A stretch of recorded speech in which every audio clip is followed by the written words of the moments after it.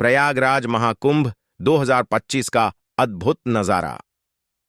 त्रिवेणी संगम के किनारे अपार भीड़ उमड़ी थी। लाखों श्रद्धालु गंगा, यमुना और अदृश्य सरस्वती के पावन जल में डुबकी लगाने के लिए आतुर थे। लेकिन जैसे ही सूर्यास्त हुआ, अचानक हालात बदल गए। कहानी में आगे बढ़ने से पहले अगर आप भी भगवान को मानते हैं तो वीडियो को लाइक करके कमेंट बॉक्स में हर हर महादेव जरूर लिखिए। बनारस के रहने वाले 65 वर्षीय रामेश्वर तिवारी अपने पोते चिराग के साथ महाकुंभ में आए थे। उनकी आखिरी इच्छा थी कि संगम में पुण्य स्नान करके मोक्ष प्राप्त करें। लेकिन जब वे घाट पहुंचे तो हालात बदले हुए थे। नाव सेवा बंद हो गई थी। घाट लोगों से खचाखच भरे थे और स्नान करना असंभव लग रहा था। दादाजी, अब क्या करेंगे? इतने लोग हैं कि कदम रखने की जगह नहीं, चिराग ने घबराते हुए कहा। बेटा, संगम के जल में डुबकी तो लगानी ही होगी, यह मेरी आखिरी इच्छा है, तिवारी जी ने जवाब दिया। रात गहराने लगी थी। श्रद्धालु तंबुओं में लौट रहे थे, लेकिन कुछ भक्त अब भी स्नान करने की कोशिश में थे।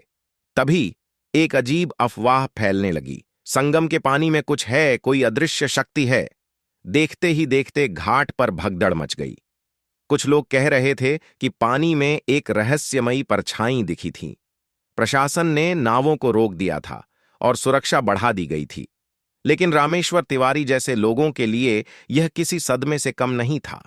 भीड़ से अलग चिराग ने देखा कि घाट किनारे एक साधु खड़ा मंद मंद मुस्कुरा रहा था।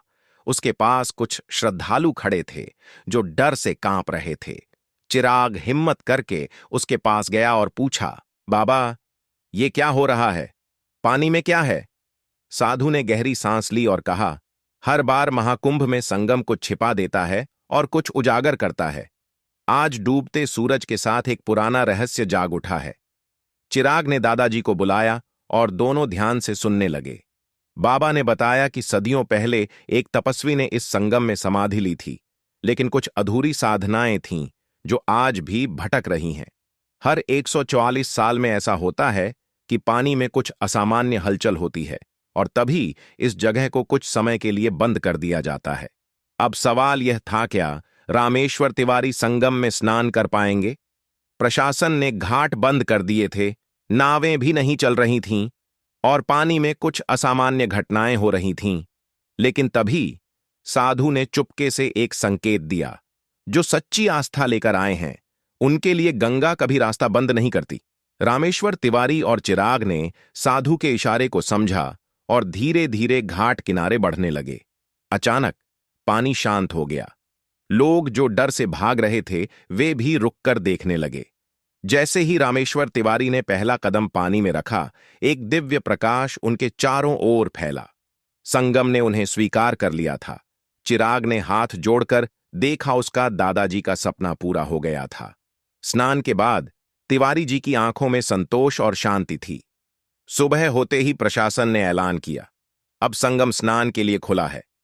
कल की हलचल सिर्फ अफवाह थी, लेकिन चिराग और उसके दादाजी जानते थे कि जो उन्होंने देखा वह सिर्फ अफवाह नहीं थी। वह संगम का एक अनसुलझा रहस्य था।